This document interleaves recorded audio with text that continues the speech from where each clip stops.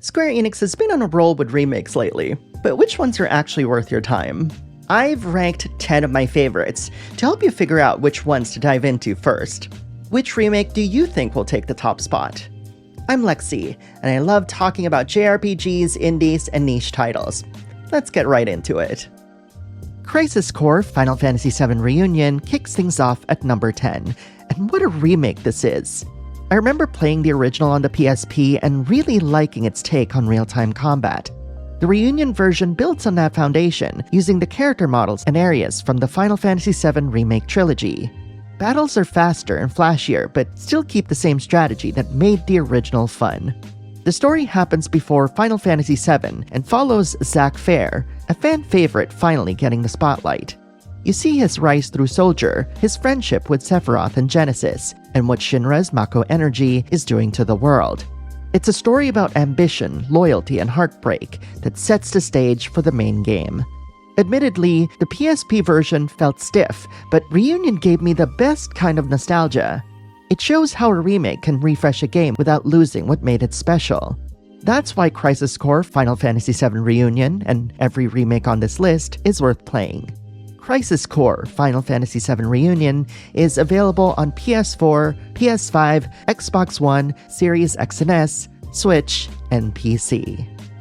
Tactics Ogre Reborn lands at number 9, and you know that's saying something because I'm not usually into tactical RPGs. What made me play this one all the way through was that the original director came back to completely rebalance and reimagine the game's systems. The new customization adds so much life to the gameplay, bringing it closer to Final Fantasy Tactics, but with way more depth and flexibility. The story follows Denim, a young leader caught in a civil war across the Valerian Isles. His resistance group is forced to make impossible decisions: who to trust, who to fight, and who to save. Every decision changes the flow of the war and the fate of his allies, making it one of the most choice-driven stories Square has ever told. Normally, I'm not a fan of tense political dramas, but Tactics Ogre Reborn completely won me over. The voice acting, orchestral music, and refined systems kept me hooked for hours, constantly tweaking units, classes, and gear. If you love Final Fantasy Tactics and want something with even more bite, this is the game for you. Tactics Ogre Reborn is available on PS4, PS5, Switch, and PC. NieR Replicant version 1.22474487139, and yes, I remembered that from memory, lands at number 8. I was honestly surprised when this remake was first announced, since I'd never played the original before NieR Automata. I'm so glad I eventually did, because everyone said that the old version's gameplay was awful. And this remake completely fixes that, making it as enjoyable as its story. Or rather, as thought-provoking as its story. When NieR first released in the West, the main character was changed into a father, which totally altered the story's tone. This remake restores the original version, where a young man named NieR searches for a cure for his sister Yona, who suffers from a deadly disease called the Black Scrawl. Along the way, he meets Grimoire Weiss, Kaine, and Emil, and together, they travel through a dying world to uncover the truth behind the illness and the shades. Like Automata, Replicant uses gameplay to tell its story in ways that few JRPGs dare to. It even experiments with styles like side-scrollers and text adventures to make its world feel alive. I can see exactly how Automata built on what Replicant started, and it's amazing to see where so many of its best ideas and characters come from. NieR Replicant version 1.22474487139 is available on PS4, Xbox One, and PC.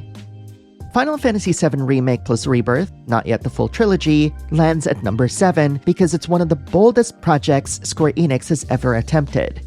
It's both a remake and a sequel, and honestly, I love how gutsy that is. Of all the games that could pull off something this ambitious, it had to be Final Fantasy VII, a game so huge that its original marketing joked that it would have cost over $1,000 if it were on cartridge.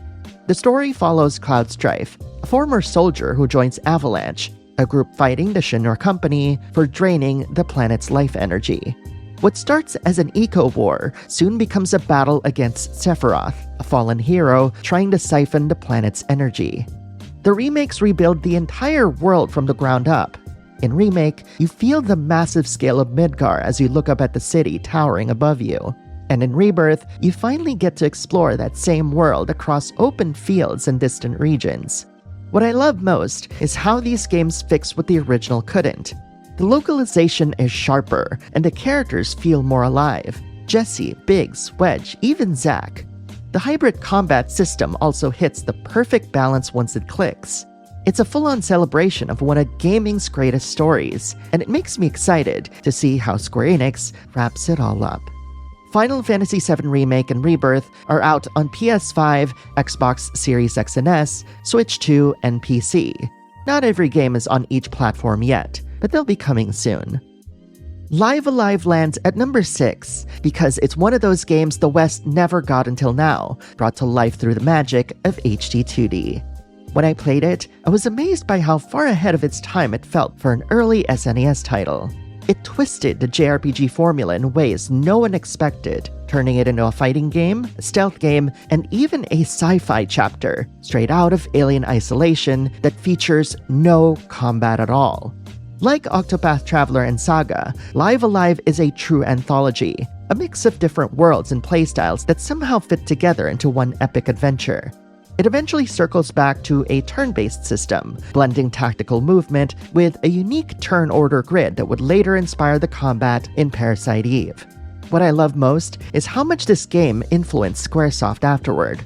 You can see its fingerprints in Octopath Traveler, Saga, Parasite Eve, and so many others, but none have ever matched the imagination or variety that Live Alive pulled off decades ago. And quite honestly, if you're a JRPG connoisseur, you need to see how it molds the genre in so many ways. Live Alive is available now on PS4, PS5, Switch, and PC. Star Ocean: The Second Story R remakes what many fans consider the best Star Ocean game ever, and thank goodness it does, which lands it at number 5. I remember playing it a few years ago and thinking, this finally plays how it's supposed to, and I'm so glad Square Enix brought it back. If you've never played it before, it's basically anime Star Trek, or maybe, more fittingly, anime Mass Effect. You can play as Claude, a young space officer, or Rena, a girl from the world he discovers.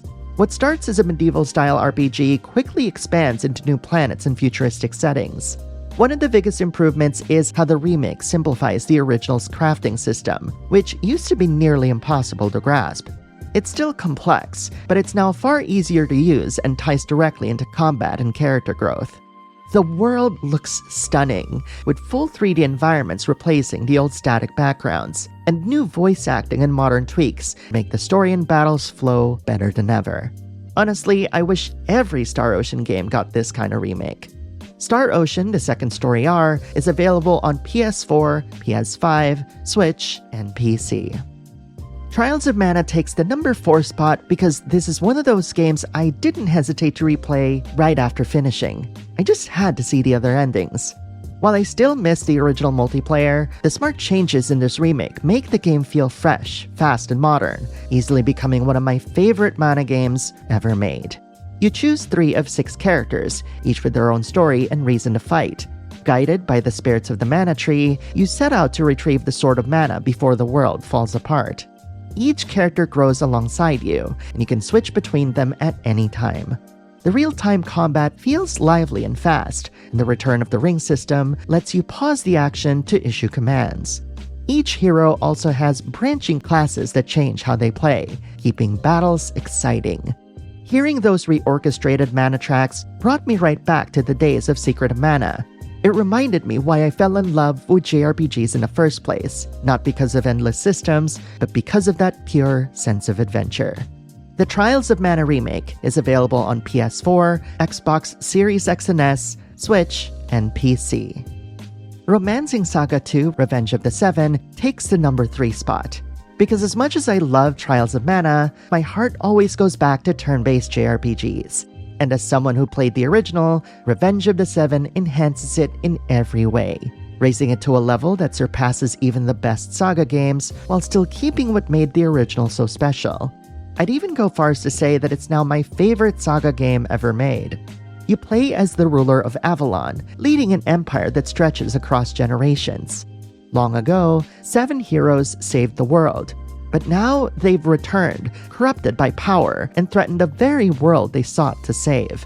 One unique hook is that whenever your ruler falls in battle, their strength and knowledge pass to the next heir you choose. This cycle of loss and renewal gives the game a rogue-like structure, where progress continues through your bloodline over decades and centuries. But what truly sets it apart is its non-linear design. You decide which regions to claim, which heroes to confront first, and how your empire grows. Every path leads to a slightly different story, making Romancing Saga 2 Revenge of the Seven one of the most distinctive and replayable turn-based JRPGs ever made. Honestly, just talking about it makes me want to replay it on my Switch too. It's also available on PS4, PS5, Xbox Series X and S, Switch 1, and PC. Dragon Quest's HD 2D remake of the Erdrick trilogy easily lands at number 2 because I experienced something that I hadn't felt with any other game on this list. An adventure that truly spans 3 generations, from its early beginnings to its grand conclusion. And not surprisingly, it's become my favorite remake of this trilogy, one that also raises the bar for how HD 2D remakes should be done. Each part feels unique but fits perfectly together. Dragon Quest III begins the journey, showing how Erdrick's legend came to be. Dragon Quest I slows things down into a cozy solo adventure that works as the perfect palate cleanser between 2 grand tales. And Dragon Quest II brings it all together in a huge finale the series has deserved for decades. Together, these HD 2D remakes make the story feel more complete than ever, with tighter storytelling and character moments that makes a huge difference. It's both a love letter to the past and a great entry point for new players. The entire Dragon Quest Erdrick Trilogy HD 2D remake is available now on Switch 1 and 2, PS5, Xbox Series X and S, and PC. Final Fantasy Tactics: The Ivalice Chronicles lands at number 1, because while I don't enjoy tactical JRPGs for their long battles, this remake showed me how much smart design can change everything. This made this classic feel smoother, faster, and more fun to play. It turned something I once found exhausting into one of my favorite JRPGs ever, and not just from Square Enix. Told as a chronicle of the War of the Lions, it follows Ramza and Delita, 2 friends divided by politics and ideals. Their conflict drives one of the most emotional stories Square Enix has ever told, growing its characters through the story itself instead of side dates or social links.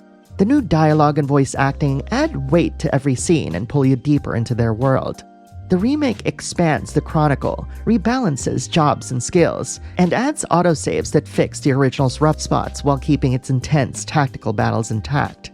This is one of those JRPGs that stays with me long after the credits roll. And to me, that's the mark of something truly special. A real contender for Game of the Year. Final Fantasy Tactics: The Ivalice Chronicles is out now on PS4, PS5, Xbox Series X and S, Switch, and PC. I'm Lexi, and thank you so much for joining me today. If you like this video, subscribing would mean the world as we try to hit 55,000 subscribers. I appreciate you so much, and I'll see you in the next one.